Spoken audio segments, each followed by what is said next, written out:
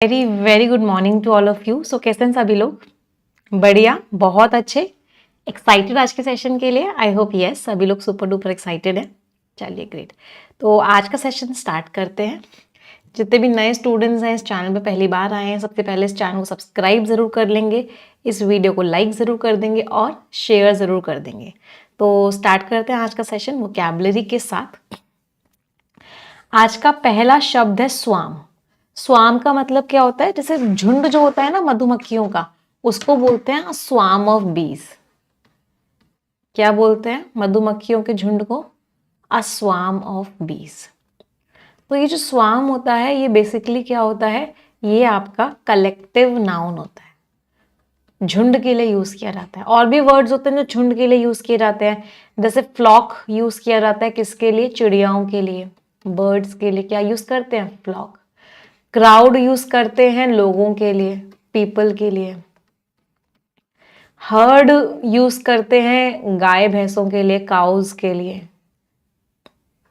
Mob किसके लिए use करते हैं? एंग्री क्राउड के लिए। जो भीड़ बहुत गुस्से में होती है उसके लिए हम क्या यूज करते हैं? उसके लिए हम मॉब यूज करते हैं। तो ये सारे के सारे क्या होते हैं आपके? बेसिकली ये सारे के सारे आपके कलेक्टिव नाउन्स होते हैं।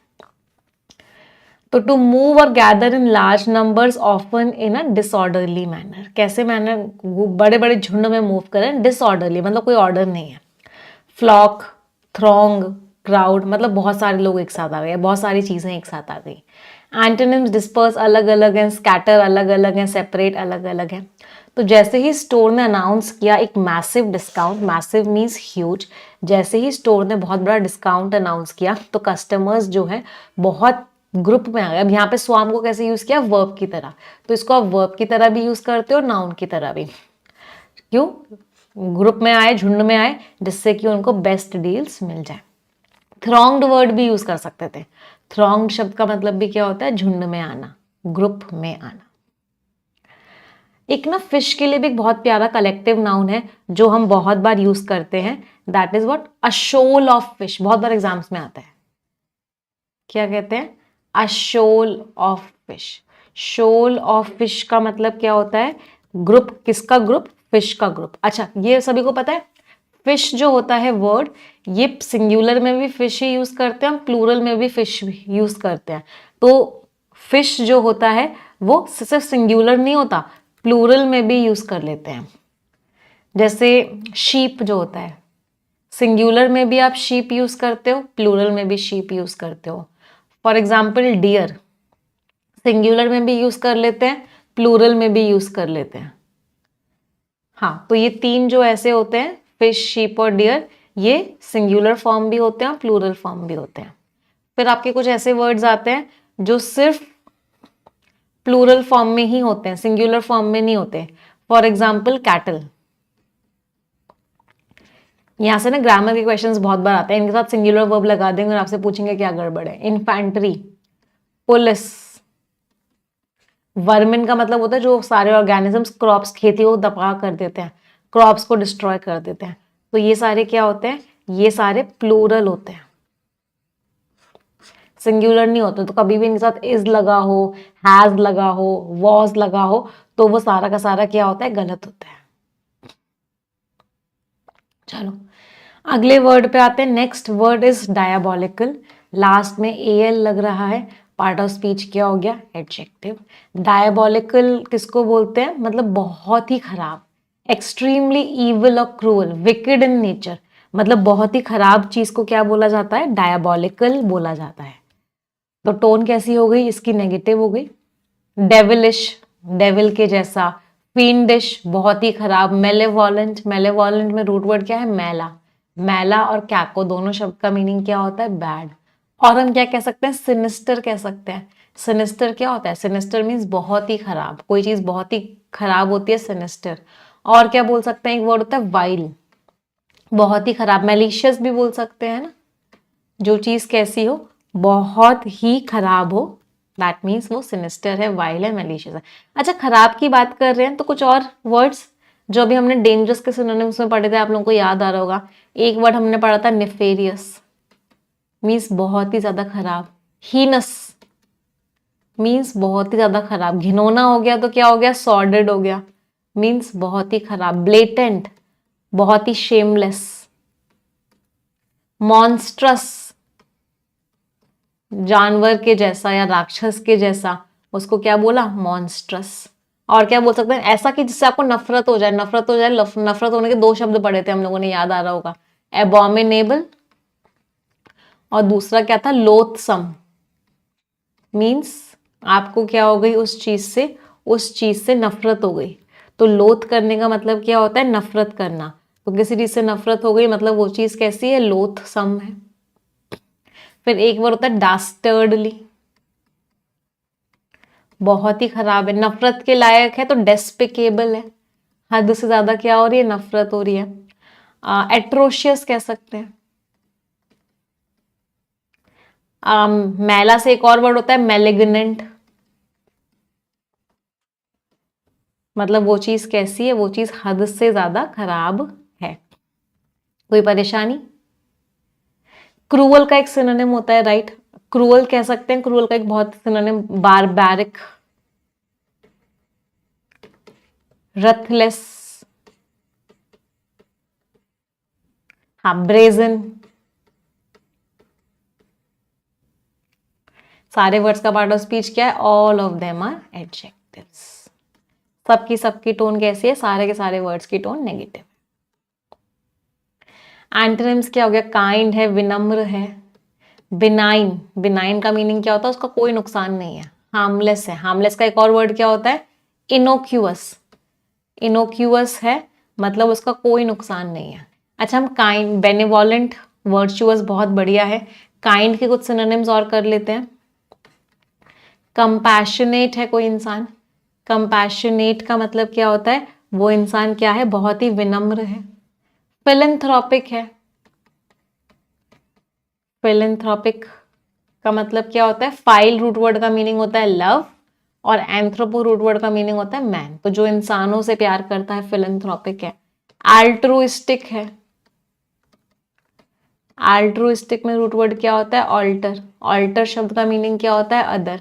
तो जो इंसान अल्ट्रुइस्टिक होता है वो अपनी जिंदगी दूसरों के लिए समर्पित कर देता है। मतलब ऐसा इंसान क्या होता है, ऐसा इंसान बहुत ही बढ़िया होता है, बहुत बड़े दिल वाला होता है। बड़े दिल वाला होता है मतलब मैग्नानिमस होता है, बहुत ही बड़े दिल वाला है। हाँ, ऐसे लोगों को हम क्या बोलते हैं, समैरिटन्स बोलते हैं। समैरिटन मीन्स बहुत ही बढ़िया इंसान, जिसने अपनी जिंदगी दूसरों के लिए समर्पित कर दिया। वो लोग कौन होते हैं, समैरिटन्स होते हैं। चलो, तो जो डिक्टेटर था, डिक्टेटर कौन होता है, जो अपने हिसाब से पूरी कंट्री को रूल करता है, वो होता है डिक्टेटर। डिक्टेटर के भी सिनोनिम्स बहुत बड़े एग्जाम में आते हैं, इनफैक्ट डिक्टेटरशिप के। डिक्टेटरशिप जैसे हिटलर क्या था, डिक्टेटर था, मतलब वो अपने हिसाब से सबको रूल किया करता था। तो उसको हमने क्या किया, ऑटोक्रेसी थी। ऑटोक्रेसी अगर ध्यान से देखोगे तो ऑटो का मतलब होता है सेल्फ, क्रेसी का मीनिंग होता है रूल। तो अपने हिसाब से वो रूल करता था। और क्या कहते हैं इसको, डेस्पोटिज्म कहते हैं। डेस्पोटिज्म का मतलब बहुत बड़ा एग्जाम में आया, डेस्पोटिज्म अपने हिसाब से रूल करना। फिर हम कह सकते हैं अथॉरिटेरियनिज्म, अथॉरिटेरियनिज्म अपने हिसाब से रूल करना। टोटैलिटेरियनिज्म, टोटैलिटेरियनिज्म अपने हिसाब से रूल करना। एब्सोल्यूटिज्म अपने हिसाब से रूल करना। मोनोक्रेसी भी कह सकते हैं, एक इंसान क्या कर रहा है, अपने हिसाब से रूल कर रहा है। चलो, तो डिक्टेटर का जो इतना गंदा प्लान था, इसकी वजह से इमेंस, इमेंस मींस ह्यूज, बहुत ही ज्यादा लोगों को सफर करना पड़ा, बहुत ही ज्यादा लोगों को झेलना पड़ा। अगले वर्ड पे आते हैं, पॉइग्नेंसी। लास्ट में ए एन सी वाई लग रहा है, जिन शब्दों के लास्ट में ए एन सी वाई लगता है वो वर्ड्स आपके क्या होते हैं, वो वर्ड्स आपके नाउन्स होते हैं। The quality of evoking a strong sad sense of sadness और रिग्रेट, मतलब आपके अंदर क्या आ गया है, बहुत ही ज्यादा आपके अंदर दुख, पीड़ा आ गई है। दैट मीन्स बहुत ज्यादा आप इमोशनल हो गए हो, तो उसको क्या बोलते हैं, पॉइग्नेंसी। पार्ट ऑफ स्पीच नाउन हो गया, बहुत ज्यादा इमोशन, इंटेंसिटी। पैथोस, पैथोस का मतलब क्या होता है, पैथोस इज व्हाट, फीलिंग्स जाग गई हैं आपके अंदर, अच्छा, पुरानी चीजों को याद करके जो फीलिंग्स जाग जाती है उसको क्या बोलते हैं? वो भी क्या दिन थे, वो कागज की कश्तियां, वो नदिया का पानी, क्या उस फीलिंग को क्या बोलते हैं? नॉस्टैल्जिया। नॉस्टैल्जिया का मतलब क्या है?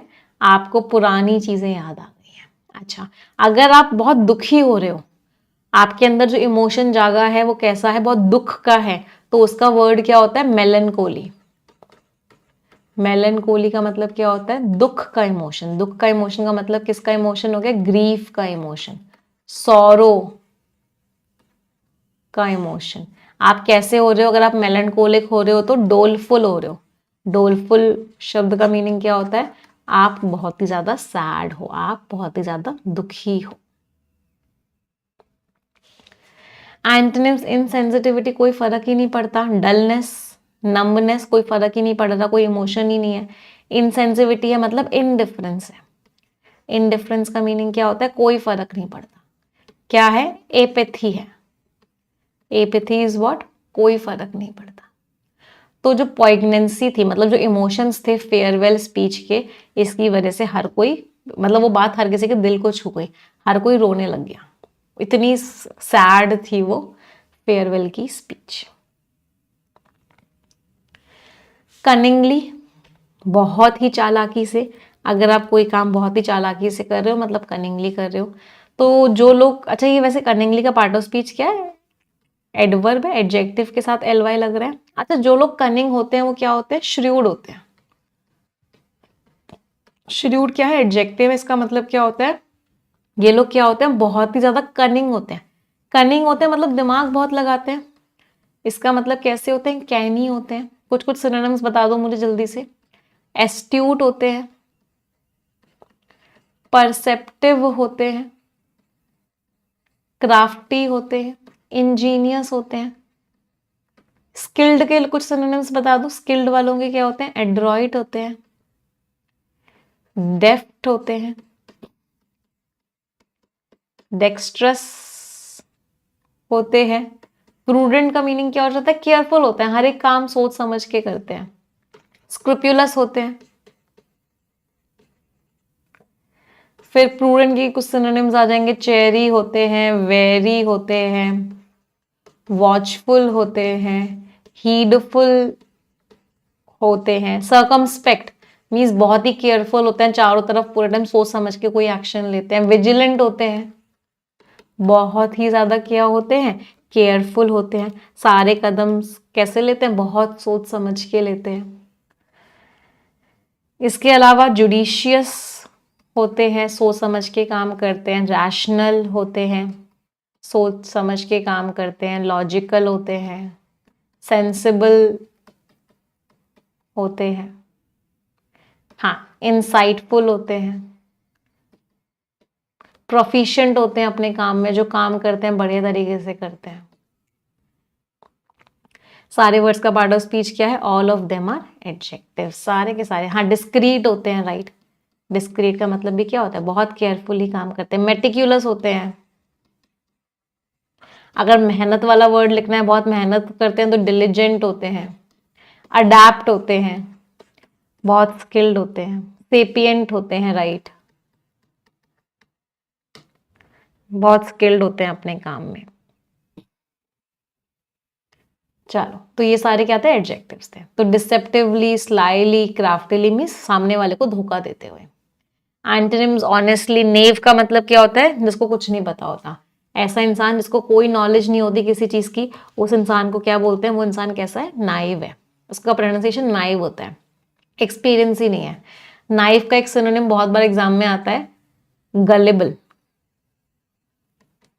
नाइव का सिनोनिम है गलेबल का मतलब जो हर किसी पर आसानी से विश्वास कर ले। मतलब गलेबल इंसान कैसा होता है? क्रेड्यूलस होता है।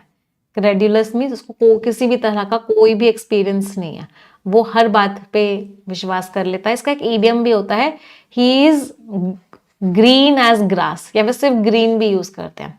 तो जो इंसान ग्रीन एज ग्रास होता है या ग्रीन होता है, वो इंसान बहुत ही भोला भाला सा होता है, इनोसेंट होता है। बेसिकली क्या होता है? इनोसेंट। अच्छा, यहीं से एक क्वेश्चन आता है बहुत बार एग्जाम्स में। दो वर्ड्स होते हैं, एक होता है चाइल्ड लाइक और एक होता है चाइल्डिश। दोनों में डिफरेंस समझते हो क्या है? चाइल्ड लाइक का तो मतलब हो गया इनोसेंट, और चाइल्डिश का मतलब क्या होता है? मतलब ये तो होता है बचपने वाली हरकतें, और ये होता है बचकाना। तो चाइल्डिश का मतलब क्या होता है? फुलिश। तो यहां से भी बहुत बार क्वेश्चन आ जाता है, चाइल्ड लाइक यूज करना होता है, चाइल्डिश यूज कर लेते हैं, पूछते हैं कहां पर एरर है। हाँ ma'am, he is as green as grass, means बहुत इनोसेंट है, वो बहुत भोला भाला है। मैम एक और सिनोनिम रह गया था मेटिकुलस का, पर्सपिकेशियस, राइट। पर्सपिकेशियस का मतलब क्या होता है? वो इंसान बहुत सोच समझ के एक्शंस लेता है। तो चोर बहुत ही चालाकी से निकल गया, किसके थ्रू? एक सीक्रेट पैसेज के थ्रू निकल गया। समझ में आ रही है ना वोकैबुलरी? याद हो रही है सभी को? यस। चलो मैम, मेरी नानी की तबीयत बहुत ख़राब है, जिसकी वजह से मुझे जाना पड़ रहा है। मैं स्टेशन पे बैठ के आपकी क्लास कर रही हूँ, इतनी ज़्यादा एडिक्टेड हो गई हूँ आपकी क्लास से। चलो बेटा, बहुत बहुत अच्छी बात है ये कि आप क्लासेस को लेके बहुत डेडिकेटेड हो, और नानी जी आपकी जल्दी से ठीक हो जाएं। गुड विशेस मेरी आपकी नानी जी के लिए, and I will pray for her कि वो जल्दी से एकदम ठीक हो जाए।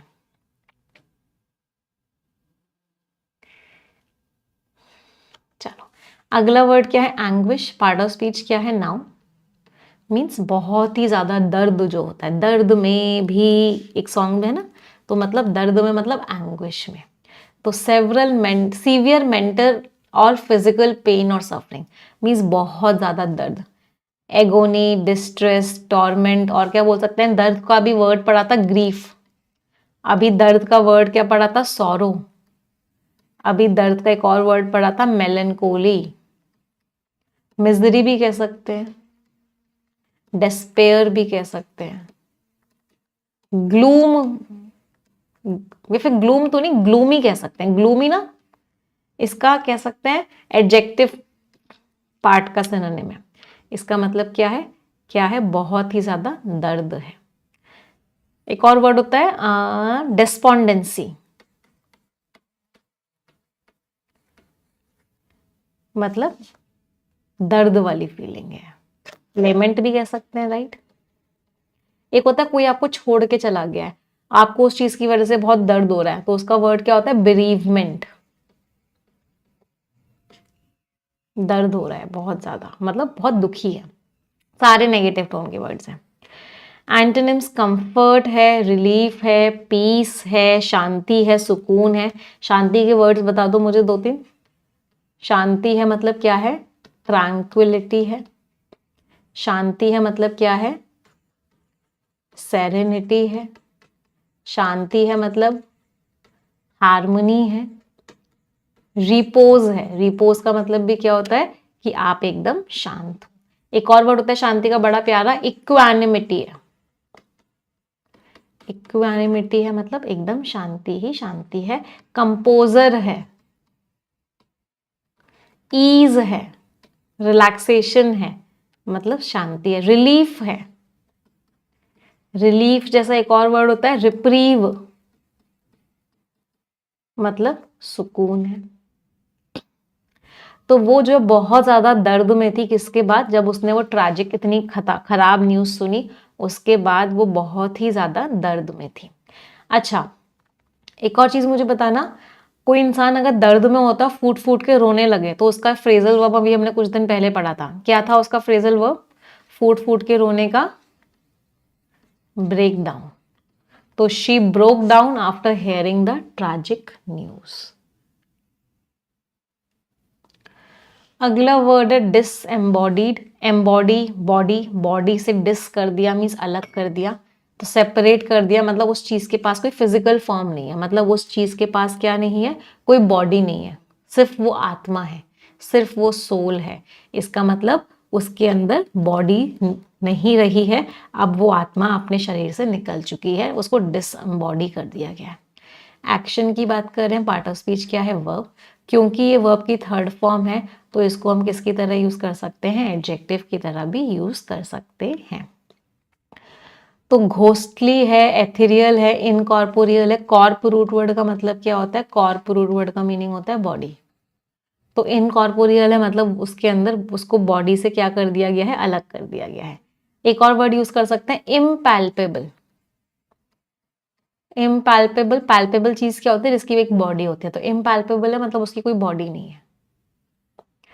फिजिकल है, एम्बॉडीड है, टैंजिबल है मतलब उसकी बॉडी है, टैंजिबल। तो जो एरी साउंड, एरी बहुत बार एग्जाम्स में वर्ड आया है, इसको डबल स्टार मार्क करना। एरी का मतलब क्या होता है, स्ट्रेंज, अजीब सी। तो जो अजीब सी आवाज थी, एक डिसएम्बॉडीड वॉइस की, मतलब ऐसी वॉइस आ रही थी, ऐसा लग रहा था कि आत्मा की कोई आवाज आ रही है, इसकी वजह से sent chills down his spine का मतलब क्या होता है, वो बहुत बुरी तरीके से डर गया। ये भी एक ईडियम होता है, अगर कोई चीज आपकी स्पाइन में, आपकी रीढ़ की हड्डी में चिल्स भेज रही है, मतलब आप इतनी बुरी तरीके से कांप रहे हो कि आपको बहुत डर लग रहा है। एरी पे डबल स्टार मार्क करके जरूर लिखना है ना, बहुत इंपॉर्टेंट वर्ड है। अगला वर्ड है डिस्टोपियन। दो वर्ड्स होते हैं देखो, एक होता है यूटोपिया और एक होता है डिस्टोपिया। जो बच्चे पूछे मैम वोकैबुलरी नोट डाउन करनी है क्या, बेटा बिल्कुल नोट डाउन करनी है आप लोगों को। हालांकि मैं आप लोगों को पीडीएफ वगैरह सब देती हूँ, बट अगर आप नोट डाउन कर सकते हो तो बहुत अच्छी बात है, क्योंकि जब जिस चीज़ को हम नोट डाउन करते हैं ना, वो चीज़ हमें और अच्छे से याद हो जाती है। तो कोशिश करो एक कॉपी पेन लेके बैठो और नोट डाउन करते हुए चलो। तो दो वर्ड्स होते हैं हमारे, एक होता है यूटोपिया और दूसरा होता है डिस्टोपिया। यूटोपिया इस सब कुछ अच्छा अच्छा अच्छा अच्छा अच्छा है, स्वर्ग है, हेवन है, जन्नत है यूटोपिया में। जबकि डिस्टोपिया में क्या होता है, नर्क है। जन्नत का हिंदी वर्ड क्या, दूसरा एंटोनिम क्या होता है हिंदी में, मुझे बताएंगे, मुझे वर्ड याद नहीं आ रहा। जन्नत है और दूसरा वर्ड क्या होता है खराब, नर्क का। तो डिस्टोपिया इज व्हाट, नर्क है। तो relating to an imagine state of society जहां पे सफरिंग है, ऑपरेशन है, इनजस्टिस है, दर्द ही दर्द है, नर्क ही नर्क है, तो डिस्टोपियन। लास्ट में एन लग रहा था तो ये क्या था, एडजेक्टिव था। जन्नत का दूसरा वर्ड अभी तक नहीं बताया, झन्नुम, राइट है। हाँ, झन्नुम वर्ड सुनना था मुझे। तो ये हेवन है और ये क्या है, हेल है। ये जन्नत है, ये झन्नुम है, ये स्वर्ग है, ये नर्क है। तो सिनोनिम्स क्या हो गए, एपोकैलिप्टिक, एपोकैलिप्टिक में कैला, दो शब्द होते हैं, कैला और कैटा। दोनों शब्द का मीनिंग होता है तबाही।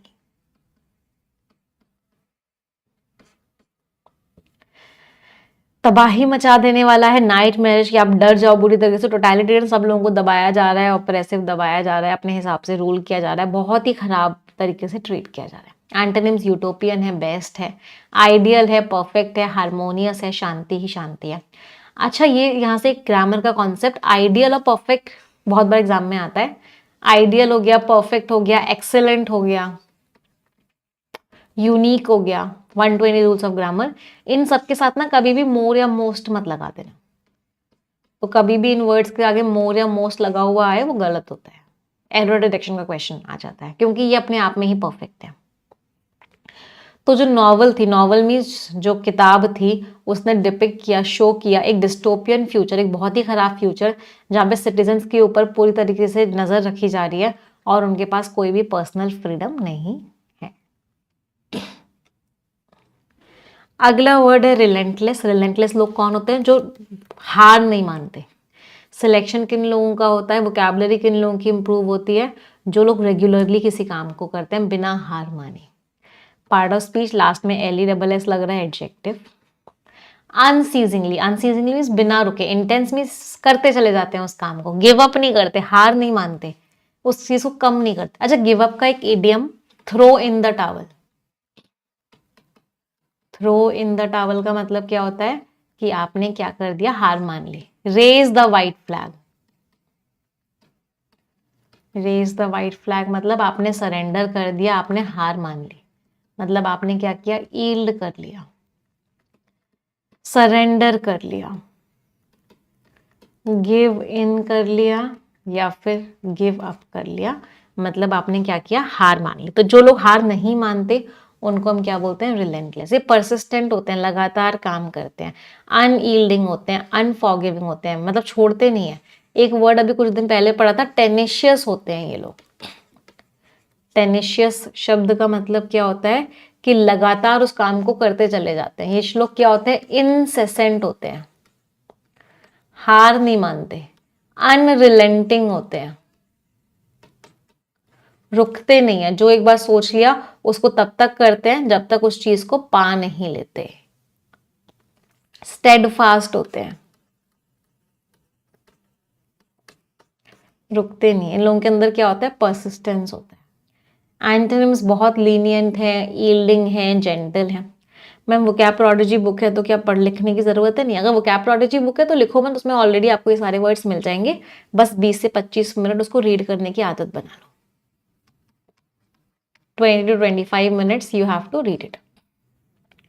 जो रिलेंटलेस हीट थी, जो ना रुकने वाली गर्मी थी गर्मियों में, इसकी वजह से बाहर काम करना झेलने लायक नहीं था। इम्परमानेंस, लास्ट में ई एन सी लग रहा है, पार्ट ऑफ स्पीच क्या हो गया, नाउन। इम्परमानेंस का मतलब क्या, परमानेंट वो चीज नहीं रहेगी, मतलब वो चीज कैसी है, टेम्पररी है, हमेशा नहीं रहेगी।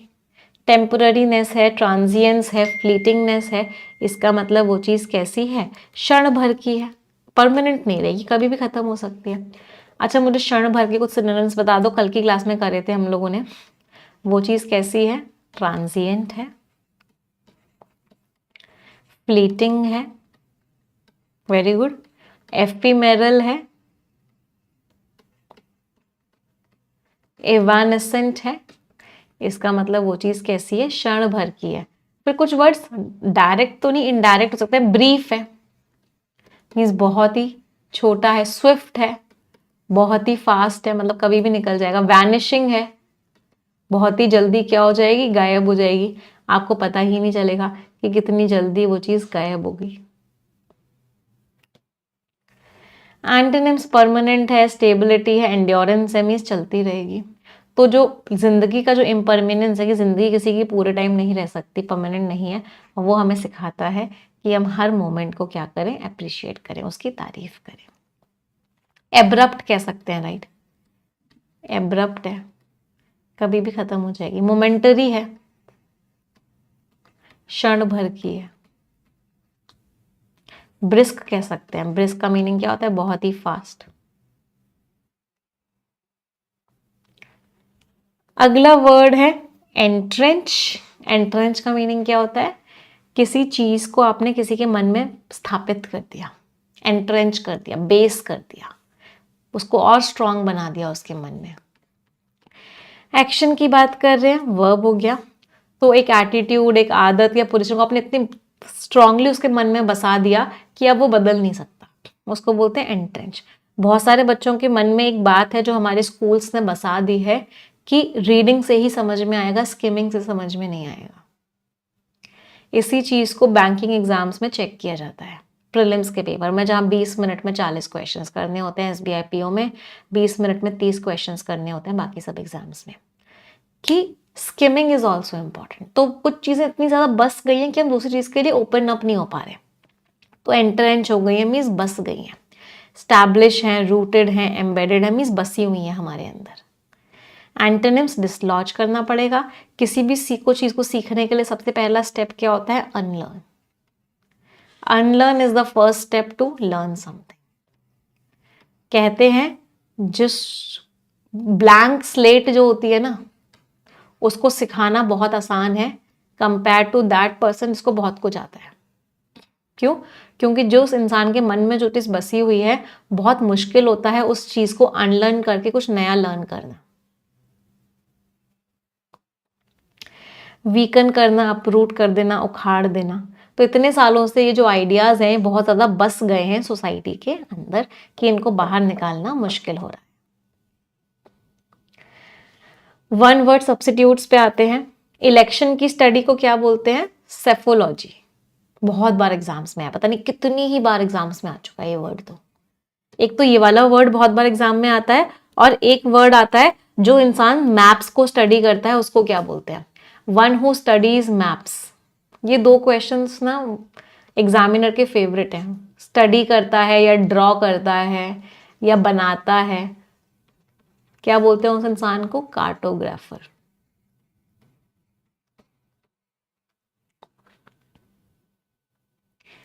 चलो, एक वर्क प्लेस जहाँ पे वर्कर्स को बहुत ही बुरी कंडीशंस में काम करवाया जाता है, उनको पैसा भी बहुत कम दिया जाता है, और उनको लंबे लंबे टाइम तक काम करवाया जाता है, उसको हम क्या बोलते हैं? Sweat shop. तो एक ऐसी जगह जहां वर्कर्स को एम्प्लॉय किया जाता है पुअर कंडीशंस में, that is what? Sweat shop. Skill नहीं है, इनएप्टीट्यूड है, आपका किसी चीज के प्रति झुकाव है, आप उस चीज को चाहते हो, तो प्रीडिलेक्शन है। एक और वर्ड होता है प्रोक्लिविटी है। दोनों का मतलब क्या होता है? दोनों शब्द का मतलब होता है किसी चीज के प्रति क्या है? झुकाव है। फ्रेजल वर्ब्स पे आते हैं। पुट ऑफ कर देना, पोस्टपोन कर देना। कॉल ऑफ कर देना क्या होता है? कैंसिल कर देना। सेट ऑफ क्या होता है? किसी जर्नी को स्टार्ट करना।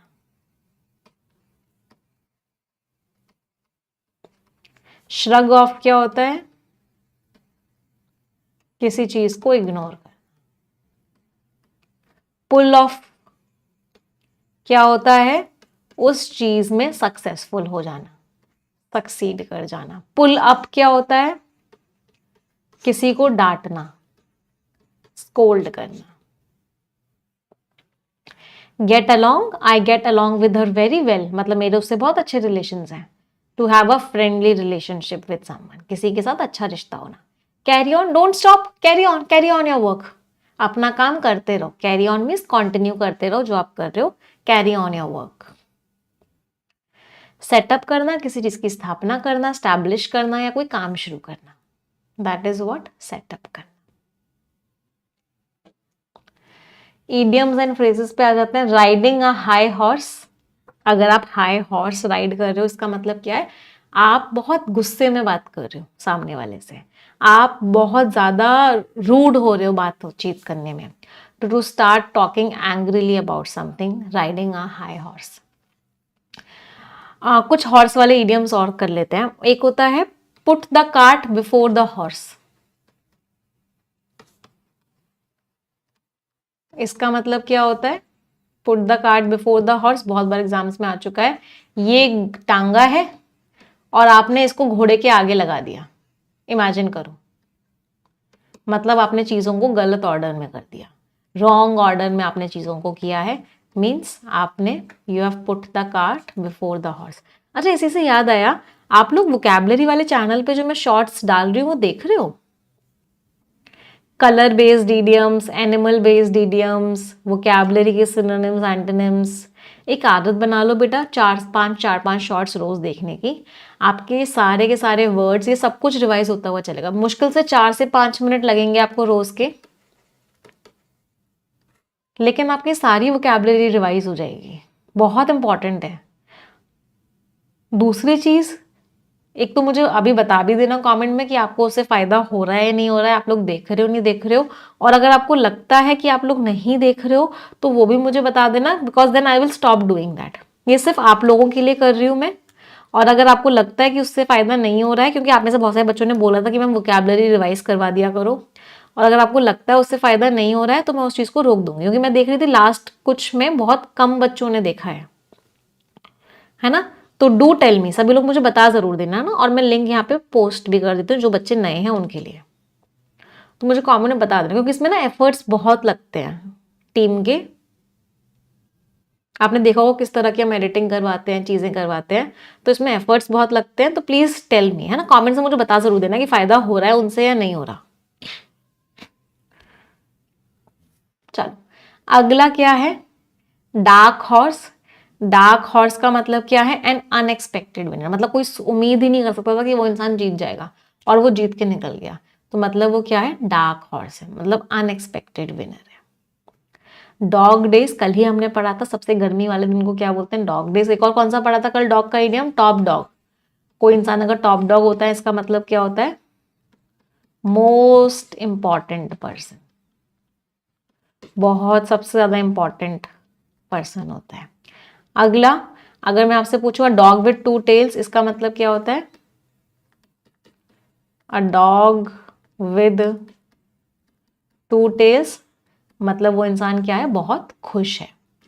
अ very happy person is like a dog with 2 tails. Hold your horses का मतलब क्या होता है? होल्ड योर हॉर्सेस मतलब सब्र करो यार, बी पेशेंट, सब्र करो।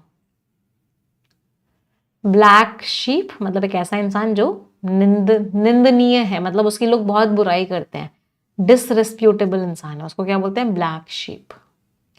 थिंकिंग आउटसाइड द बॉक्स, कुछ इनोवेशन लेके आओ यार, कुछ इनोवेटिवली सोचो, कुछ नया सोचो। It's important to think out of the box, it's important to bring innovation. Flogging a dead horse या बीटिंग अ डेड हॉर्स का मतलब क्या होता है, बेकारी की चीज से आप अपने एफर्ट्स लगा रहे हो, कोई फायदा नहीं होने वाला।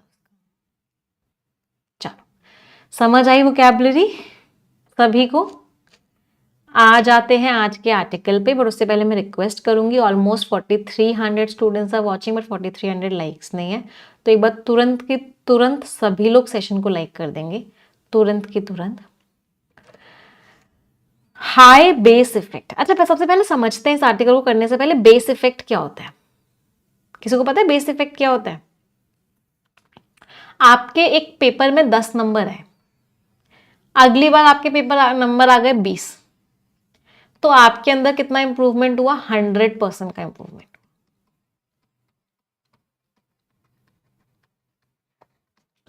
आपके पेपर में 20 नंबर आए, इस बार आपके नंबर आ गए 25, तो नंबर तो ये वाले अच्छे हैं लेकिन इंप्रूवमेंट ये वाला अच्छा था। इसमें कितना इंप्रूवमेंट हुआ? इसमें आपका इंप्रूवमेंट हुआ 5/20 इंटू 100, 25% का।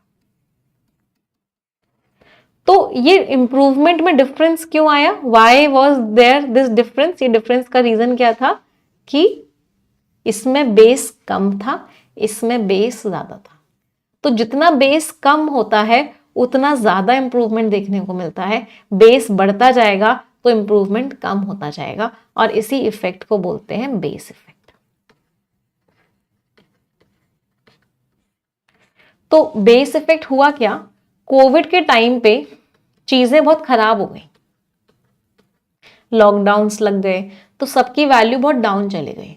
तो इसीलिए क्योंकि बेस बहुत कम हो गया और इसी को बेस माना गया, तो हमको ऐसा लगा कि कोविड के बाद इकोनॉमी में बहुत सुधार आ गया, इंप्रूवमेंट ज्यादा फील हुआ। क्यों? क्योंकि कोविड के टाइम पे जो बेस वैल्यू थी वो बहुत कम थी, तो बेस जितना कम होगा उतना ज्यादा इंप्रूवमेंट फील होगा। On a shrinking trade deficit, trade deficit कम होता जा रहा है। ट्रेड डेफिसिट क्या होता है? इंपोर्ट्स माइनस एक्सपोर्ट्स को बोलते हैं ट्रेड डेफिसिट।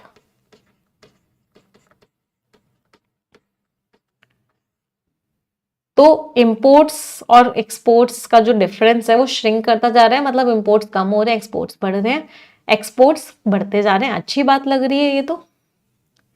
चलो, पहले आप पढ़ेंगे फिर हम समझाएंगे डीडी। इस तरह के आर्टिकल्स बहुत एग्जाम्स में आते हैं।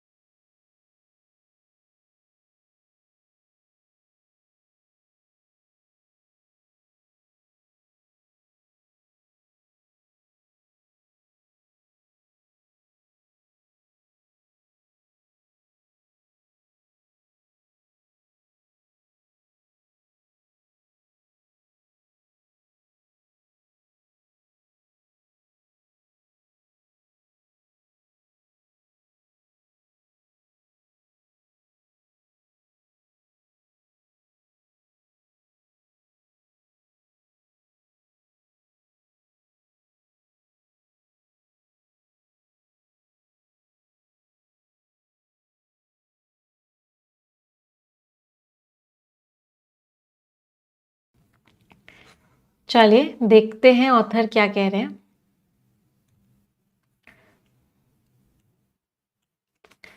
इंडियाज गुड्स ट्रेड, गुड्स का मीनिंग क्या होता है? सामान।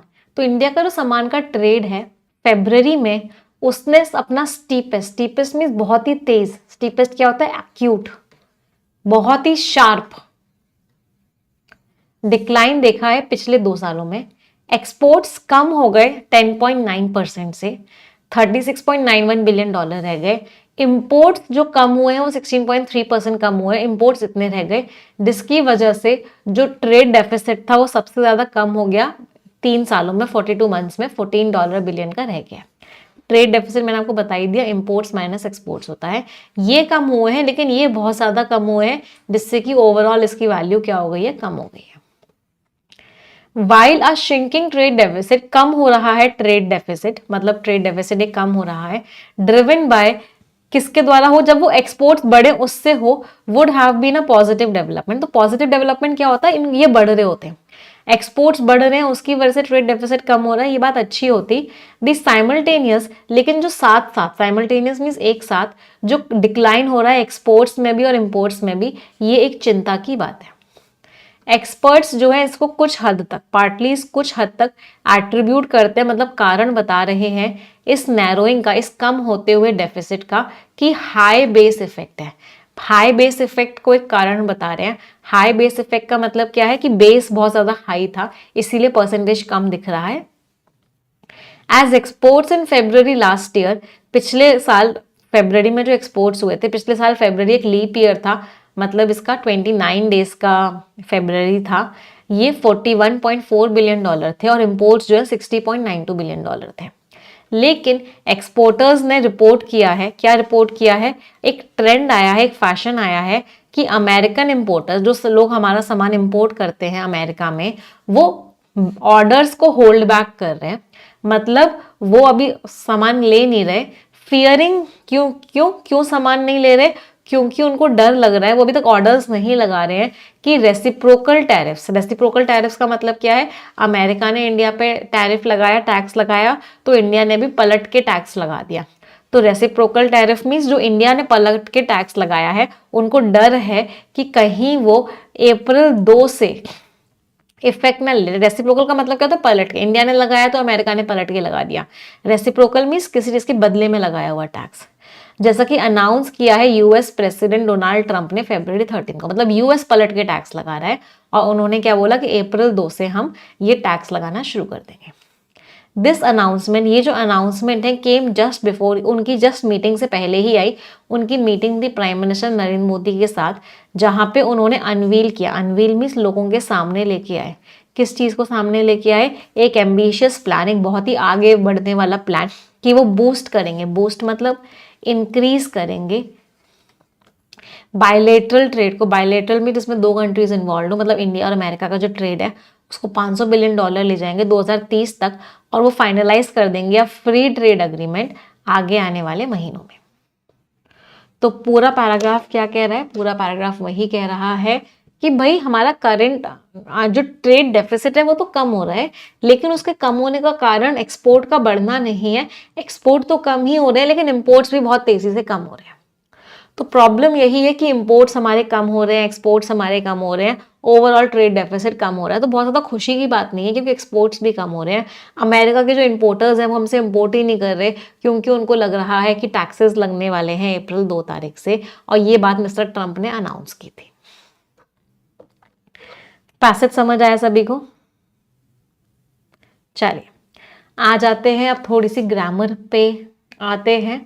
एक तो मुझे सॉ वर्ब का सब्जेक्ट बता दो, एक मुझे फेल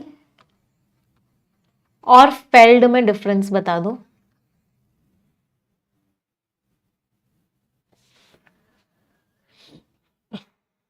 ये वुड हैव बीन वर्ब का सब्जेक्ट बता दो, बता दो एक्टिव वॉइस है पैसिव वॉइस है।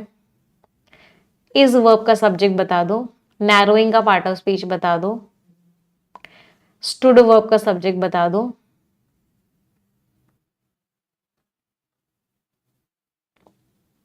इफेक्ट का यहाँ पे पार्ट ऑफ स्पीच क्या है वो बता दो। चलो यहां से लेकर यहां तक पार्सिंग करें। सॉ का सब्जेक्ट क्या है, ट्रेड, ये प्रेपोजिशन से शुरू हो रहा था, एडिशनल इंफॉर्मेशन थी। फेल, अभी बड़ा प्यारा शब्द है फेल, बहुत सारे बच्चे कंफ्यूज होते हैं। देखो वर्ब की फर्स्ट फॉर्म होती है फॉल, फॉल का मीनिंग होता है गिरना, फेल इसकी सेकंड फॉर्म होती है और इसकी थर्ड फॉर्म होती है फॉलन। फॉल, फेल, फॉलन मतलब गिरना, कोई चीज गिर गई। अच्छा, किसी चीज को अगर आपने गिराया है तो इसकी वर्ब की फर्स्ट फॉर्म हो जाती है फेल, सेकंड फॉर्म हो जाती है फेल्ड और थर्ड फॉर्म हो जाती है फेल्ड। तो ये जो फेल है ये वर्ब की सेकंड फॉर्म भी होती है और ये वर्ब की फर्स्ट फॉर्म भी होती है, डिपेंडिंग अपॉन द मीनिंग। जब इसका मीनिंग होता है गिरना तो ये वर्ब की सेकंड फॉर्म होती है, जब इसका मीनिंग होता है गिराना तो ये वर्ब की फर्स्ट फॉर्म होती है। उस केस में इसकी सेकंड फॉर्म थर्ड फॉर्म क्या होती है? फेल्ड और फेल्ड। बहुत बार एग्जाम में यहाँ से क्वेश्चन आया है, इस तरह के कॉन्सेप्ट बहुत बार एग्जाम में पूछे जाते हैं। Same is the case with find, found, found. Same is the case with grind, ground, ground, bind, bound, bound. तो ये वर्ड्स के साथ भी सेम ही केस है। वुड हैव बीन का सब्जेक्ट क्या है? डेफिसिट। ये नाउन के आगे वर्ब की थर्ड फॉर्म थी, एडिशनल इंफॉर्मेशन थी। ये ना ही एक्टिव है ना ही पैसिव है क्योंकि इसमें कोई एक्शन वर्ब नहीं है। इज का सब्जेक्ट है डिक्लाइन, ये प्रेपोजिशन से स्टार्ट हो रहा था, एडिशनल इंफॉर्मेशन थी। डिक्लाइन जो है अनकाउंटेबल नाउन था इसलिए हमने यहाँ पे सिंगुलर वर्ब यूज किया था। नैरोइंग डेफिसिट नाउन है, नाउन के बारे में जो वर्ड बताता है वो एडजेक्टिव होता है, नैरोइंग एडजेक्टिव हो गया। V1 प्लस ING है, एडजेक्टिव का रोल प्ले कर रहा है, इसका मतलब हम इसको क्या बोलते हैं? Present participle. स्टूड का सब्जेक्ट है एक्सपोर्ट्स, ये प्रेपोजिशन से शुरू हो रहा था, एडिशनल इंफॉर्मेशन थी, ये कॉमा कॉमा के बीच में था, एडिशनल इंफॉर्मेशन थी। इफेक्ट यहाँ पे नाउन है। टेक वॉट क्या करेगा? इफेक्ट लेगा, तो इफेक्ट को नाउन की तरह यूज किया गया है। यहाँ पे पार्सिंग कर लेते हैं। दिस एडजेक्टिव है, अनाउंसमेंट नाउन है, केम वर्ब है, जस्ट एडवर्ब है, बिफोर प्रेपोजिशन है, हिज एडजेक्टिव है, मीटिंग नाउन है, विद प्रेपोजिशन है, प्राइम मिनिस्टर नरेंद्र मोदी पूरा नाउन की तरह यूज हुआ है, वेयर यहाँ पे कंजंक्शन है, दे प्रोनाउन है, अनवील्ड वर्ब है, एन आर्टिकल है, एम्बिशियस एडजेक्टिव है, प्लान नाउन है, टू प्रपोजिशन है, बूस्ट वर्ब है, बायलेटरल एडजेक्टिव है, ट्रेड नाउन है, टू प्रपोजिशन है, $500 बिलियन, $500 एडजेक्टिव है, बिलियन नाउन है, बाय प्रपोजिशन है, 2030 नाउन है, एंड कंजंक्शन है, फाइनलाइज्ड वर्ब है, अ आर्टिकल है, फ्री ट्रेड एग्रीमेंट को पूरा भी नाउन मान सकते हो या फ्री ट्रेड को एडजेक्टिव मान के एग्रीमेंट को नाउन मान सकते हो। इन प्रपोजिशन है, द आर्टिकल है, मंथ्स नाउन है, अहेड एडवर्ब है। Scores everyone. चलो अगला पैराग्राफ पढ़ेंगे सभी लोग।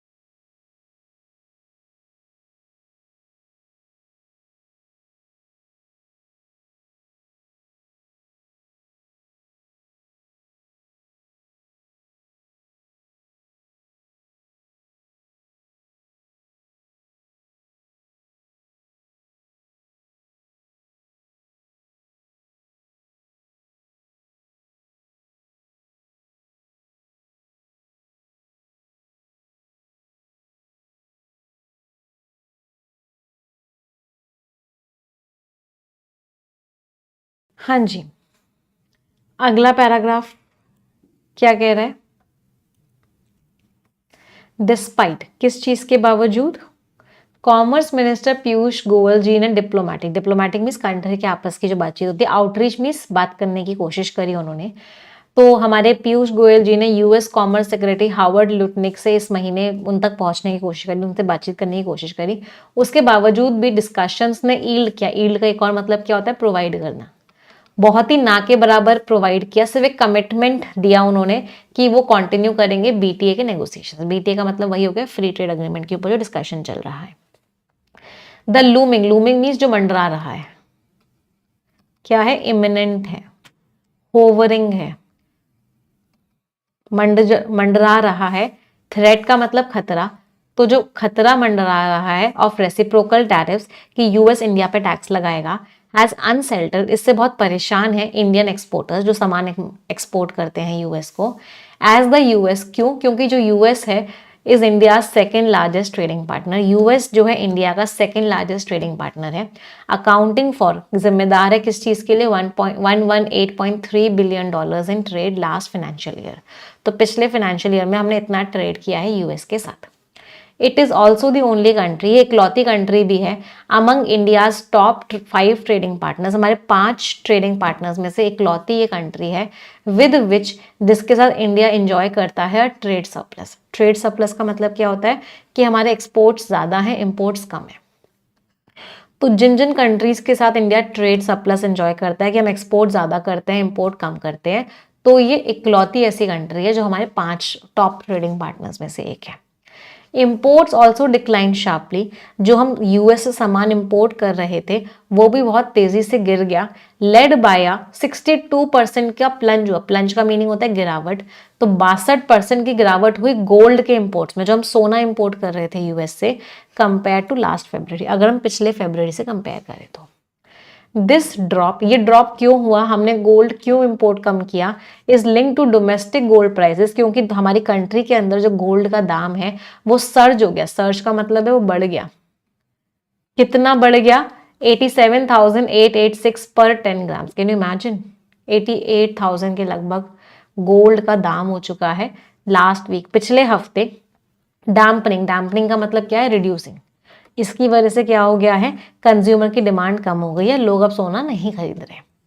ऑयल के जो इंपोर्ट्स हैं वो भी लगभग 30% कम हो गए एज इंडिया। क्यों? क्योंकि इंडिया ने डाइवर्सिफाई कर दिया। डाइवर्सिफाई मीन्स अलग अलग जगह से लेना स्टार्ट कर दिया अपने सप्लाई सोर्सेज को। मतलब इंडिया ने अलग अलग जगह से ऑयल लेना स्टार्ट कर दिया इन रिस्पॉन्स टू, किसके बदले में? टू एडिशनल यूएस सैंक्शंस, क्योंकि यूएस ने एक्स्ट्रा पेनल्टीज लगा दी।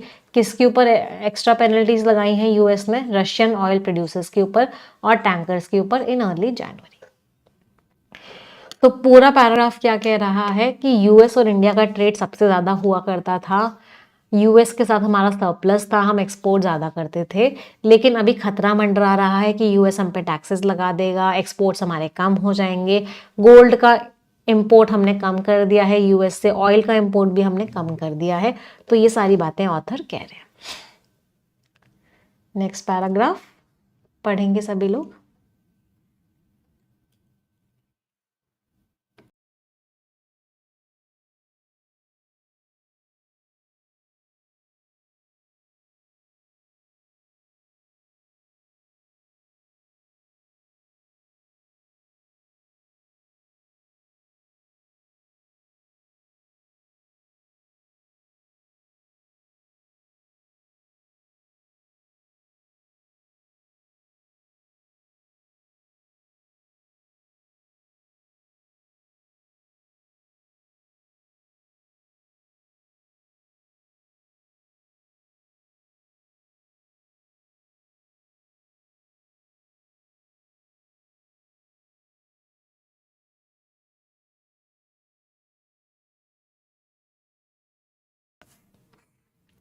आगे क्या लिखा हुआ है?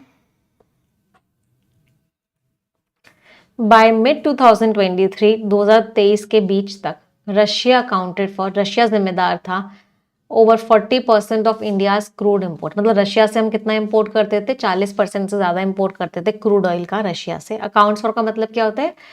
रशिया से हम उतना करते थे बेसिकली, जो कि एक सिग्निफिकेंट मीन्स एक बहुत ही बड़ा इंक्रीज है फ्रॉम लेस देन 1%। हम 1% से कम करते थे वेस्टर्न सैंक्शन से पहले ऑन मॉस्को।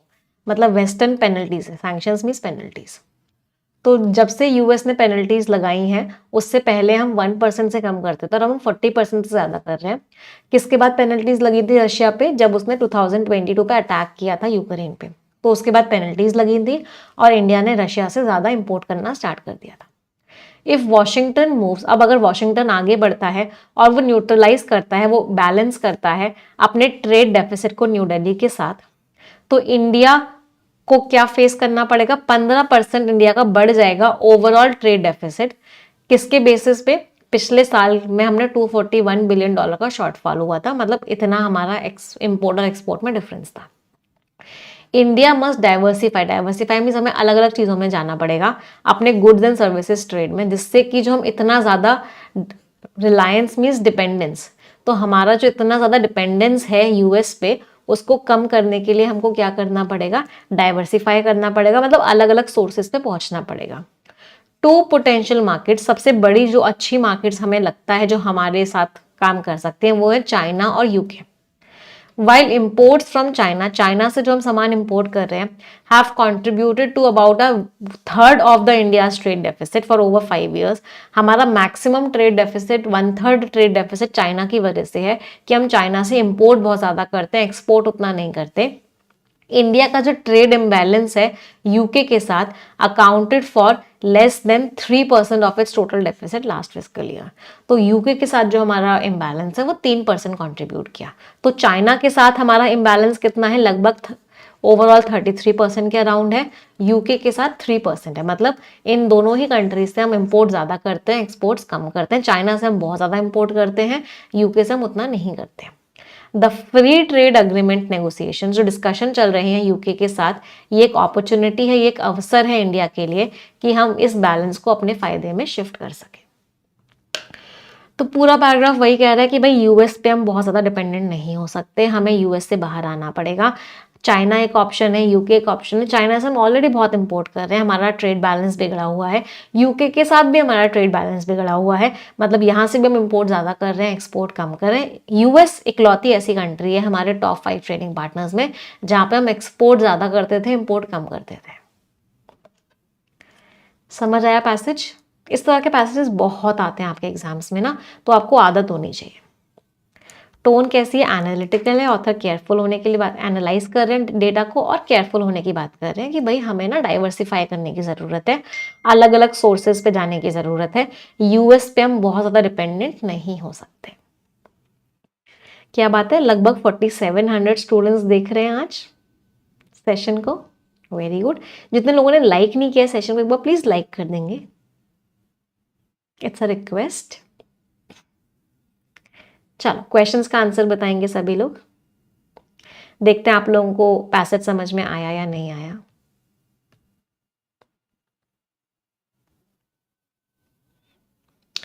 प्राइमरी रीजन क्या है चिंता का, किस टॉपिक को लेके, इंडिया का जो ट्रेड डेफिसिट कम होता जा रहा है।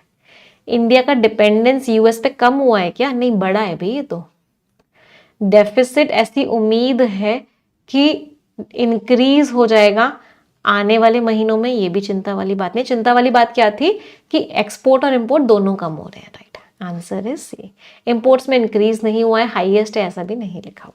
चलो वेरी गुड, अगला क्वेश्चन आंसर बताएंगे। इंडियन एक्सपोर्ट्स कम क्यों हुए हैं, क्योंकि वहां के लोग ऑर्डर ही प्लेस नहीं कर रहे, उनको लग रहा है टैक्सेस बढ़ने वाले हैं तो हम ऑर्डर क्यों प्लेस करें। तो American importers holding back on orders due to expected tariffs, answer is B. Next question,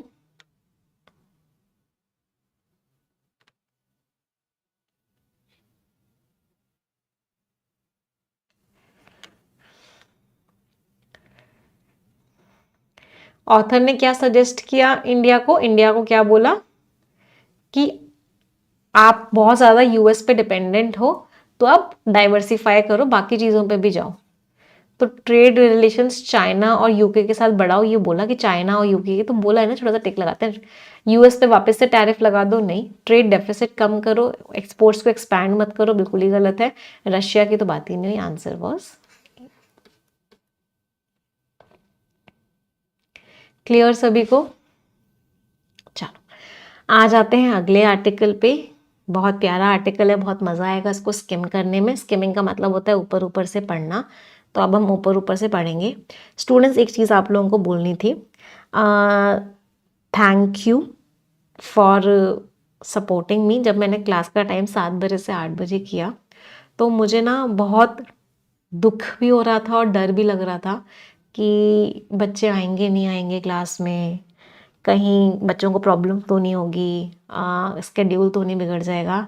but आज क्लास में इतने सारे बच्चे आए हैं, ये देख के थैंक यू। और ये 7 से जो 8 मैंने टाइम किया है, 9 से 11 जो टाइम किया है, मेरे सामने ना दो ही ऑप्शंस थे कि या तो मैं हेल्थ को प्रायोरिटाइज कर लूँ या फिर मैं उसी टाइम पे क्लासेस लेते हुए चलूँ।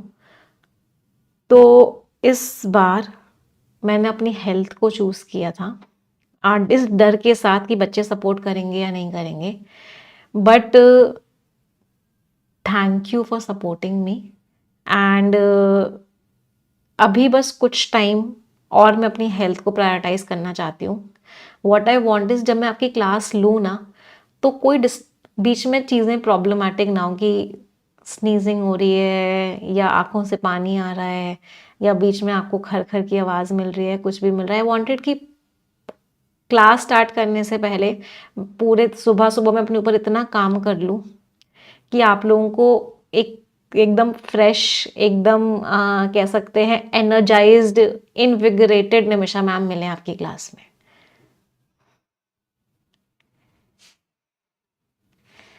इसीलिए मैंने 7 से 8 किया, क्योंकि मुझे अपने लिए 1 घंटा और एक्स्ट्रा मिल जाएगा जहाँ पे मैं सारी चीज़ें जो मैंने एक स्केड्यूल बनाया है अपना, वो सारी चीज़ें करूँगी।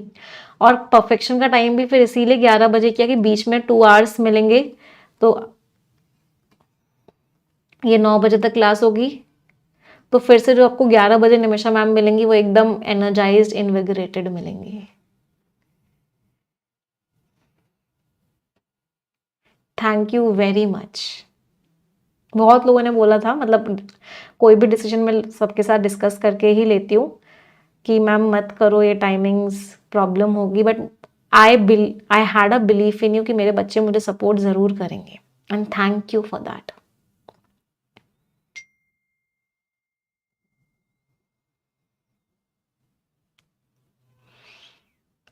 चलो, the dystopian side of insta commerce. Dystopian का मतलब क्या होता है? खराब side, negative side. Insta commerce का मतलब अभी जो समझ में आ रहा है वो क्या समझ में आ रहा है? इंस्टाग्राम के ऊपर जो कॉमर्स, कॉमर्स का मतलब जो ट्रेड हो रहा है। ट्रेड मीन्स जो सेलिंग और बाइंग हो रही है।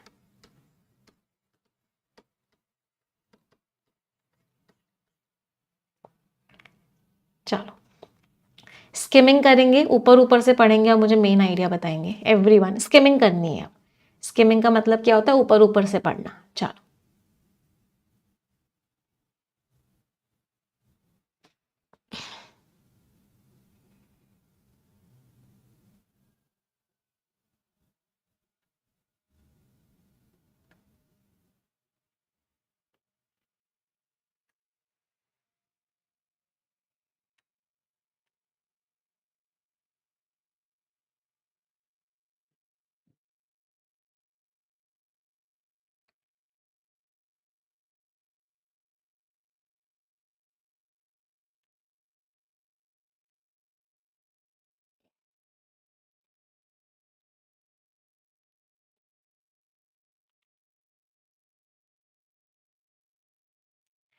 हाँ जी, क्या लिखा हुआ है? बहुत सारे शहरों में हम देखते हैं कि बहुत सारे मजदूर जो होते हैं वो अपना सामान लेके सुबह सुबह एक जगह इकट्ठे हो जाते हैं, वहाँ इंतज़ार करते हैं कि कोई उनको काम पे ले जाएगा। जब एम्प्लॉयर या ठेकेदार आता है तो बहुत सारे लोग जो है उसके चारों ओर घेरा बना लेते हैं और फिर वो नेगोशिएशन स्टार्ट करता है, अपने लिए बेस्ट डील ले लेता है। वर्कर के पॉइंट ऑफ व्यू से देखें, जो इतने सारी अनएम्प्लॉयड वर्कफोर्स का हिस्सा है, ये जो डील होती है वो बहुत ही डेस्परेशन में होती है कि उसको सिर्फ काम चाहिए होता है, वो कम पैसे में भी तैयार हो जाता है काम करने के लिए। ये एक सप्लायर का मार्केट है। ठेकेदार्स जो है क्या है? एक क्रिएशन है जहाँ पे एम्प्लॉयर्स एक मिडलमैन ले आते हैं जिससे कि वो लेबर से सबसे कम पैसे में वो काम करवा ले और जो एम्प्लॉयर है उसको ज़्यादा से ज़्यादा प्रॉफिट दे सके। 1 घंटा आप स्पेंड करना लेबर चौक में या मजदूर की मंडी में और आपको समझ में आएगा कि किस तरीके से लोगों का जो लेबर है उसको बेचा जाता है एक ऑक्शन में, रोज के प्राइस रेट के बेसिस पे, जहां पे जो सबसे सस्ते में काम करने के लिए तैयार होता है उसको काम मिल जाता है। ये जो लेसन है ये बहुत ज्यादा सीखा जा रहा है, बहुत ही खराब तरीके से सीखा जा रहा है एम्प्लॉयर्स के द्वारा, जो गिग और डिजिटल प्लेटफॉर्म्स के एम्प्लॉयर्स हैं। गिग का मतलब क्या होता है? गिग वर्कर्स कौन होता है? जो प्लेटफॉर्म वर्कर्स होते हैं, जोमेटो के वर्कर्स, स्विगी के वर्कर्स, ये सारे गिग प्लेटफॉर्म्स हैं। गिग इकोनॉमी भी ऐसे ही चलती है, पीस रेट का काम होता है। मतलब आप जितना काम करोगे उसके हिसाब से पेमेंट मिलता है। ये कोई एम्प्लॉयमेंट नहीं होता, सो कॉल्ड एम्प्लॉयमेंट कह देते हैं इसको, और बोल देते हैं वर्कर्स को चॉइस देते हैं, लेकिन जबकि होता क्या है, सारी की सारी रिस्पॉन्सिबिलिटी वो त्याग देते हैं, मतलब वो रिस्पॉन्सिबिलिटीज पूरी नहीं करते ये प्लेटफॉर्म्स। उनको ना ही अच्छे से वेजेस मिलती हैं, ना ही उनकी वर्किंग कंडीशंस अच्छी होती है, ना ही उनको कोई सोशल सिक्योरिटी या सपोर्ट मिलता है। तो पूरा पैराग्राफ क्या कह रहा है, पूरा पैराग्राफ क्या कह रहा है कि मजदूर की मंडी देखी है कभी, किस तरीके से लोगों को के लेबर को खरीदा जाता है, जो सबसे सस्ते में काम करने के लिए तैयार होता है उसको काम मिल जाता है। तो ये एक्सप्लॉयटेशन है। तो सिमिलरली आजकल जो एम्प्लॉयर्स हैं गिग वर्कर्स, गिग प्लेटफॉर्म्स के, जोमेटो, स्विगी और ये सब के, ये लोग भी यही कर रहे हैं। ये बोलने को एम्प्लॉयमेंट दे रहे हैं बट एक्चुअल में एक्सप्लॉयटेशन हो रहा है। ना ही उनको अच्छी वर्किंग कंडीशंस मिल रही है, ना ही अच्छा पैसा मिल रहा है, और ना ही कोई सिक्योरिटी मिल रही है। चलो अगला पैराग्राफ स्किमिंग करके मेन आइडिया बताएंगे।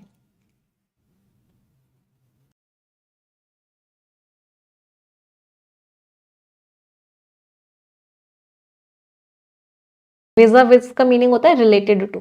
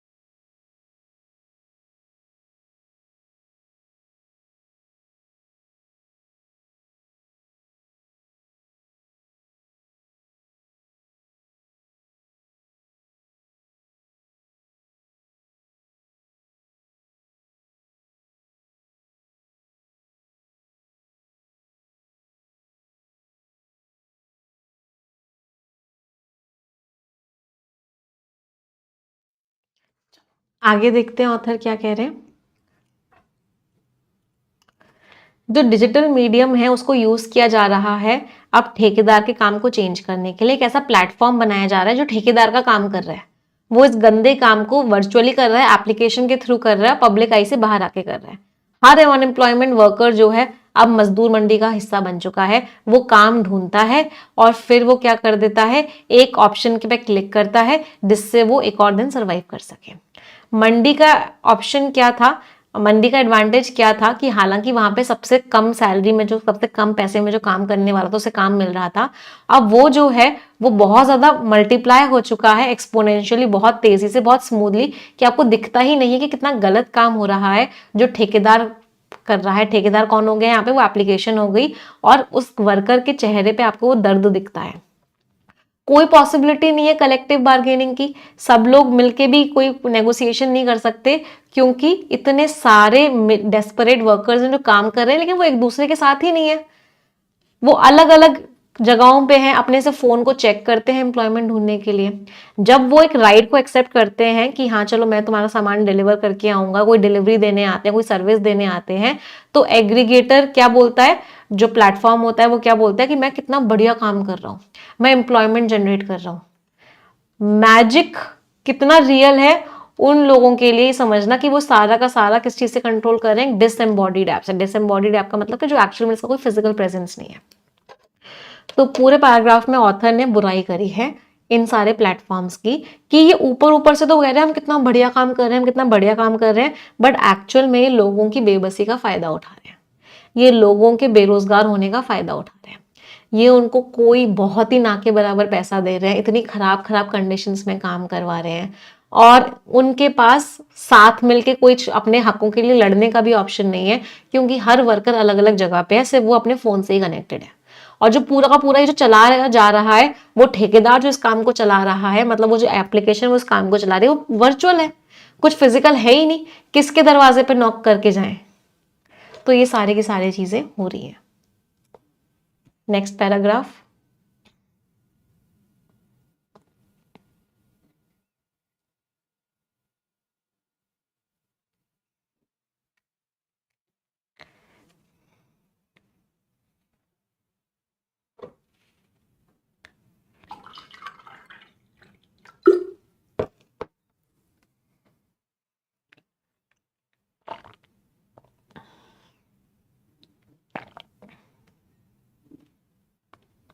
अगला क्या लिखा हुआ है, उन एप्लीकेशंस को पता है कितना पैसा किसको देना है, किस कंडीशन में देना है। ये एप्लीकेशन जैसे चलती है, एल्गोरिथम से चलती है। एल्गोरिथम इज एक सेट ऑफ फ्लो होता है जिससे वो अपना प्रॉफिट के लिए काम करते हैं। केवल वर्कर या तो यस कर देगा या फिर वो मना कर देगा, और ये जो मार्केट है वो कंज्यूमर क्लास डोमिनेट करता है, जिसको लगता है कि भाई मुझे तो फायदा मिल रहा है, मेरे तो घर बैठे बैठे सामान आ रहा है एक बटन पे क्लिक करके। कंज्यूमर वर्कर को देखता है जो इतने पॉल्यूशन से आपके पास ड्राइव करते हुए आया है, सीढ़ियों को तेजी से भागते हुए आया है, पसीने से वो भीग रहा है या बारिश की बूंदों से वो भीग रहा है। आपको तो सिर्फ वो वर्कर कुछ ही समय के लिए दिखता है। आपकी वर्कर्स का जो प्रॉब्लम है वो और ज्यादा बढ़ जाती है जब वर्कर को फोर्स किया जाता है कि तुम्हें 5 स्टार रेटिंग लेके आनी है। इतनी गंदी स्टोरी चल रही है ये शोषण की, और इसका एक नया लेवल आ चुका है कि क्या इंट्रोड्यूस किया जा रहा है, इंस्टा मेड्स को इंट्रोड्यूस किया जा रहा है। एक नया सर्विस अब आने वाला है जिसका नाम क्या है, इंस्टा मेड्स। ये सर्विस क्या करेगी, आपको 15 मिनट के अंदर एक हाउस हेल्प दे देगी जो आपके घर के बर्तन साफ करके जाएगी और पूरा घर क्लीन करके जाएगी। उस बेचारी को क्या मिलेगा, सिर्फ 50 रुपए घंटा मिलेगा। वर्कर्स को समझ में आ रहा है क्या हो रहा है, वो लड़ भी रहे हैं इन सब चीजों से। उनके कुछ पॉइंटर्स भी हैं जो सिचुएशन की खराब, सिचुएशन की सीरियसनेस को दिखा रहे हैं कि भाई रेटिंग मत दो हमें, हमें हमारा हक दो। रेटिंग्स नहीं चाहिए, हमें हमारा हक चाहिए। हम इंसान हैं, हम गुलाम नहीं है, हम ह्यूमन बींग्स हैं, हम स्लेव्स नहीं है। तो बेसिकली इतना ज्यादा गंदा मार्केट चल रहा है, इतना ज्यादा शोषण किया जा रहा है एम्प्लॉयमेंट के नाम पे लोगों का। इतने मिनट में सामान पहुंचाना है, रेटिंग अच्छी नहीं मिलेगी तो ये पेनल्टी लग जाएगी, रेटिंग लेके आओ, भले ही बारिश हो धूप हो, सीढ़ियों पे भागते हुए चढ़ के जाओ। तो चीजें जो है बहुत ही ज्यादा खराब चल रही है। पैसेज समझ में आया सभी को? तो ये पैसेज हमें क्या सिखाता है, ये पैसेज हमें सिखाता है कि जब भी कोई डिलीवरी बॉय आए या जब भी कोई इंसान आए, आपका सामान लेके आए, आपका कोई सर्विस लेके आए, कोशिश करो जब तक आप लोग अनएम्प्लॉयड हो, कोशिश करो कि उसको पानी का ग्लास दो, उससे अच्छे से बात करो, उसको ट्रीट अच्छे से करो। और जब आप लोग एम्प्लॉयड हो जाओ, make sure that you give a tip.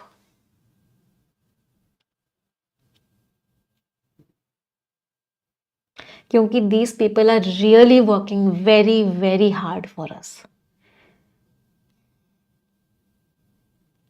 बहुत मेहनत करते हैं लोग। Respect everyone.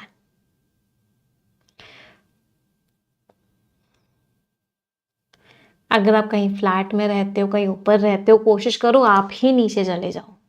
उनको मत बोलो कि 3 फ्लोर चढ़ के आओ या 4 फ्लोर चढ़ के आओ। इमेजिन करो कितनी डिलीवरीज एक दिन में करते होंगे, कितनी उनको सीढ़ियां चढ़नी होती होंगी, कितना वेट करना होता होगा, कितना धूप में खड़े रहना होता होगा।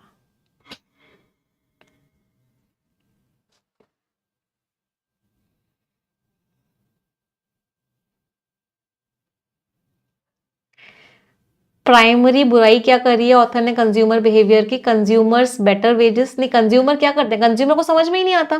कंज्यूमर को लगता है ये तो डिलीवरी बॉय है, कंज्यूमर को लगता है तो हमारे फायदे की चीज है, अपने पर्सनल कन्वीनियंस पे फोकस करते हैं। जो एक्सप्लॉयटेशन हो रहा है वर्कर्स को, उससे लेके वो इनडिफरेंट रहते हैं, कोई फर्क ही नहीं पड़ता कंज्यूमर को। तो आंसर इज बी। चलो next question.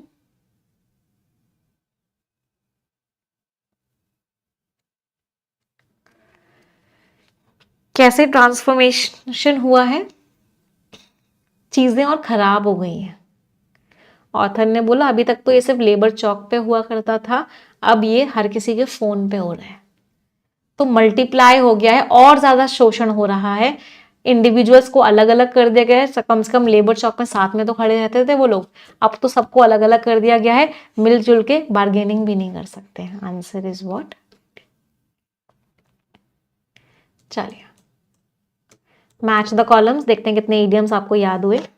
Riding a high horse, बहुत गुस्से से बात करना स्टार्ट करना। डार्क हॉर्स, सोच ही नहीं सकते थे वो विनर हो जाएगा और वो जीत गया। डॉग डेज, बहुत गर्मी वाले दिन। ब्लैक शीप, जो इंसान कलंकित हो। Thinking outside the box means बहुत इनोवेटिवली सोचना। B D E A and C. एक बच्चे कह रहे हैं मैम मिंट या किसी दूसरे न्यूज़पेपर का एडिटोरियल भी करा दीजिए। बेटा इस बात को ना, मतलब बहुत लंबे टाइम से ये चीज़ टेस्टेड है कि आपके एग्जामिनेशन में जो आर्टिकल्स की लैंग्वेज जो आती है ना, वो द हिंदू के एडिटोरियल जैसी आती है। मैं आपको किसी और न्यूज़पेपर का आर्टिकल करा दूंगी, मुझे कोई प्रॉब्लम नहीं है, लेकिन आपको उस लेवल का आपके एग्जाम में नहीं मिलेगा। सबकी लैंग्वेज कंपैरेटिवली इजी होती है, तो इजी चीज़ों के पीछे हमें नहीं भागना है, हमें अच्छी से अच्छी लैंग्वेज करनी है, अच्छे से अच्छी जिसमें वोकैबुलरी यूज़ हो रखी हो, अच्छे से अच्छी ग्रामर यूज़ हो रखी हो, और अच्छे से अच्छा वे ऑफ प्रेजेंटेशन हो। वो उसमें हमेशा द हिंदू को ही मार्क्स ऊपर जाते हैं, हमेशा से। चलो 10 वर्ड्स हैं, इनमें से 3 वर्ड्स का मीनिंग सभी लोग कमेंट्स में लिखेंगे। आप सभी की जिम्मेदारी है कि आप कम से कम 3 वर्ड्स का मीनिंग कमेंट में लिखेंगे ही लिखेंगे। जो जो बच्चे लिखेंगे उनमें से एक बच्चे को हम success no more an illusion book भी गिफ्ट करेंगे। उस बच्चे का नाम कल कमेंट सेक्शन में पिन भी कर दिया जाएगा, उस बच्चे के घर ये बुक भिजवाई जाएगी। तो मेक श्योर करो कि सभी लोग कम से कम 3 वर्ड्स का मीनिंग कमेंट में लिखें। जो बच्चे मुझसे कंप्लीट इंग्लिश पढ़ना चाहते हैं वो परफेक्शन बैच को ज्वाइन कर लेंगे। परफेक्शन बैच की क्लासेस आपकी 11 AM एवरी डे होती हैं। आज वेंसडे है तो आज की क्लास यूट्यूब पे होगी। तो जितने बच्चों ने अभी तक इंग्लिश को सुधारा नहीं है, इंग्लिश इंप्रूव नहीं की है, मेक श्योर करो कि आप आज से ही अपनी इंग्लिश इंप्रूव करो। इंग्लिश एक गेम चेंजिंग सब्जेक्ट होता है, आपका सिलेक्शन करवा भी देगा और आपका सिलेक्शन रोक भी देगा। और इंग्लिश सबसे आसान होता है स्ट्रांग बनाना, सिर्फ 2 घंटे रोज देने हैं एडिटोरियल और परफेक्शन को। इस बात को मैं गारंटी के साथ कह सकती हूँ, अगर आप एडिटोरियल परफेक्शन क्लासेस में रेगुलरली आओगे तो विद इन अ मंथ, 1 महीने के अंदर आपकी इंग्लिश इंप्रूव होना स्टार्ट हो जाएगी। बट उसके लिए आपको रेगुलरली आना पड़ेगा। अगर आपको इंग्लिश पढ़नी है, परफेक्शन का सब्सक्रिप्शन लेना है, तो आप यस ऑफिसर एप्लीकेशन पे जाओगे, एक्सक्लूसिव सब्सक्रिप्शन ले लोगे। इसमें सिर्फ इंग्लिश मिलेगी ऑल सब्जेक्ट्स की। अगर आपको स्पेसिफिकली बैंकिंग की तैयारी करनी है और आपको सारे सब्जेक्ट्स एक साथ पढ़ने हैं तो हम प्रीमियम सब्सक्रिप्शन लोगे। इंडिया के बेस्ट एजुकेटर्स आपको बैंकिंग एग्जाम्स की तैयारी करवाएंगे। अभी डिस्काउंट चल रहा है 20 मार्च तक का। आपको कोड यूज करना है सफलता। आप ये कोड यूज करोगे, आपको 40% का डिस्काउंट मिल जाएगा। ठीक है, ये टेलीग्राम चैनल से इनको ज्वाइन कर लो, यहाँ सारी PDF सारी मैगजीन मिल जाती है। कोई डाउट कोई क्वेरी होती है आप हमें इस नंबर पे व्हाट्सएप करके पूछ सकते हो, या इस वीडियो के डिस्क्रिप्शन में एक फॉर्म है, उस फॉर्म को फिल कर सकते हो। टीम आपको कॉल करेगी, आपके सारे डाउट्स एंड क्वेरीज का आंसर देगी। कौन सी बुक्स लेनी है जो बच्चे पूछ रहे हैं, अगर आपको वोकैबुलरी स्ट्रॉन्ग करनी है तो आपको वोकैब प्रोडिजी लेनी है। अगर आपको प्रैक्टिस बहुत सारी भर भर के करनी है, रीडिंग कॉम्प्रीहेंशन, पैराजम्बल्स वगैरह की, तो आप इंग्लिश ग्रंथ बुक ले सकते हो, इसमें सारी की सारी प्रैक्टिस है। अगर आपको 120 रूल्स ऑफ ग्रामर पढ़ने हैं, 120 रूल्स ऑफ ग्रामर की बुक ले सकते हो। अगर आपको मेंस लेवल की ही प्रैक्टिस करनी है, ये तो प्री प्लस मेंस है इंग्लिश ग्रंथ, अगर आपको सिर्फ मेंस लेवल की ही करनी है, बहुत हाई लेवल की करनी है, तो आप परफेक्शन की बुक ले सकते हो। ये सारी बुक्स आपको फ्लिपकार्ट और अमेजोन पे मिल जाती है। और कोई डाउट? ठीक है, चलो सेशन एंड करते हैं। Thank you everyone, bye bye.